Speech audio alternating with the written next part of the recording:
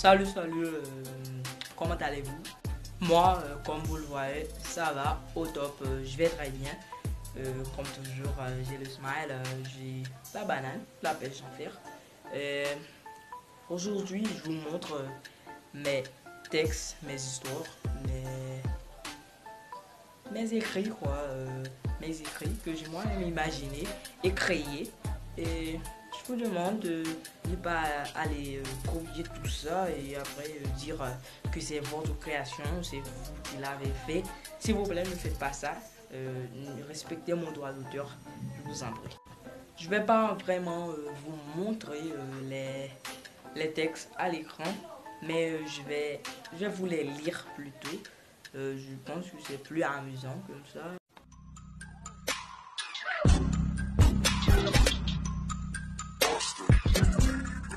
Tout récemment, j'ai créé un nouveau blog que vous pouvez voir le lien ici et vous allez remarquer que j'ai mis tous mes textes et tout ce que j'ai écrit sur mon blog.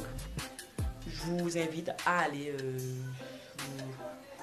vous connecter sur mon blog et à lire mes écrits et visiter ma page, voilà, et commenter aussi. Alors on commence avec les poésies, les petits textes, les mini quoi, que j'aime beaucoup, que je mets dans mes préférés, même si c'est moi qui les écris.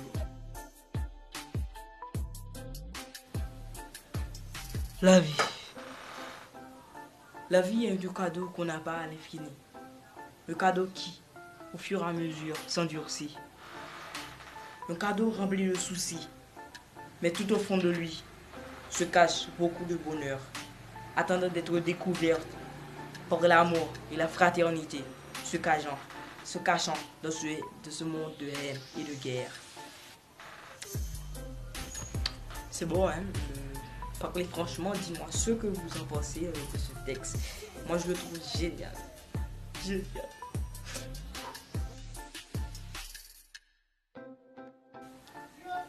Le sourire.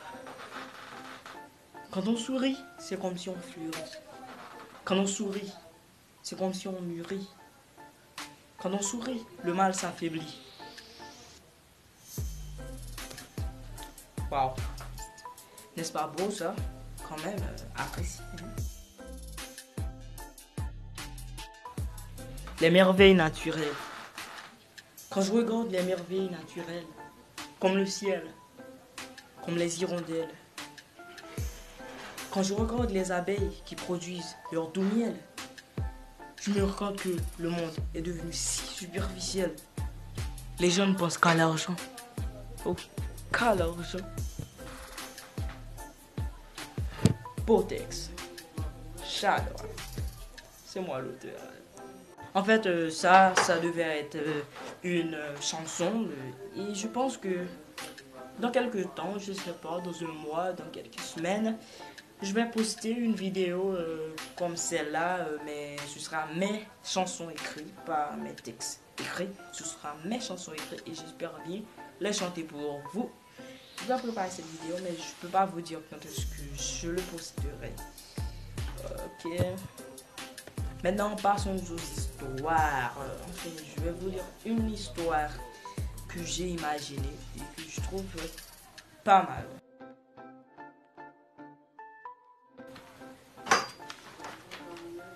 Un jeune pilote.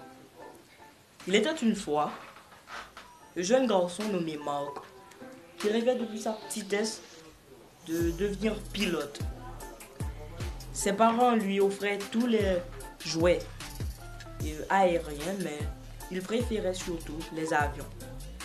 Et devenu adolescent, ses parents l'avaient inscrit à une colonie de vacances organisée par l'armée claire. À 18 ans, pour la première fois, il avait piloté un vrai avion. Enfin, pas un vrai avion, mais il était quand même dans un cockpit. C'était dans une institution de formation de pilote. À 25 ans, il était devenu pilote chez la compagnie Air France. Après un an, il était nommé meilleur pilote d'avion de ligne français de l'année et aussi meilleur jeune pilote d'avion de ligne de l'histoire. Ses parents étaient très fiers de lui. Après avoir été élu meilleur pilote d'avion de ligne français de l'année et meilleur jeune pilote d'avion de ligne de l'histoire, Marc décida de rejoindre l'armée de l'air française. Il avait 27 ans. Arrivé là-bas, on ne lui faisait pas tellement confiance. Mais à 28 ans, on lui confia sa première mission. Cette mission consistait d'abattre des navires terroristes qui avaient pour mission de déposer des bombes armées en direction de La Rochelle. Marc l'avait réussi. À chaque mission réussite, on lui donnait une étoile. Et il en avait des cinquantaines. À 35 ans, la France était engagée dans une guerre contre un pays. Je ne vais pas révéler le pays pour ne pas froisser des gens, pour ne pas faire de discrimination et tout. Ils attaquaient le navire de l'armée. Il avait presque détruit quand deux sergents et le commandant ont réussi à entrer dans le navire ennemi. Mais ils furent tous les deux assassinés. Tous les trois déjà. Marc était déjà en mission. Il avait 2 avions à ses trousses. Il n'avait aucune ordre à exécuter puisque le commandant était mort, tout le monde était mort. Et il avait perdu un moteur. Tout le monde pensait que c'était fini, sauf Marc. Il avait réussi à faire exploser l'avion en le faisant tomber en collision avec un rocher. Et il réussit à sauver tout le monde et détruire les autres ennemis. Après les obsèques, Marc devint commandant. On le prenait pour un héros et il n'avait que 35 ans. Fin de l'histoire. Voilà, c'est la fin de l'histoire et aussi de la vidéo. Mais je crois que je vais faire encore une vidéo comme celle-ci pour vous montrer d'autres textes que j'aurais écrits. Et voilà, j'espère que mes histoires et textes vous ont plu. Et si la vidéo vous a plu, n'hésitez pas à lâcher un pouce bleu, un like et n'hésitez surtout pas à vous abonner. Ça me donnerait plus de smile et ça me ferait vraiment plaisir. Et partagez la vidéo surtout avec vos amis sur vos réseaux sociaux et tout.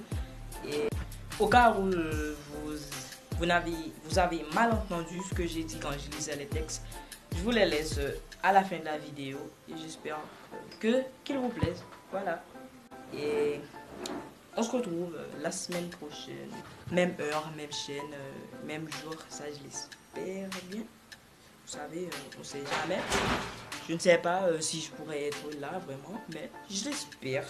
Et soyez rendez-vous. Ciao, ciao. Ciao. À plus.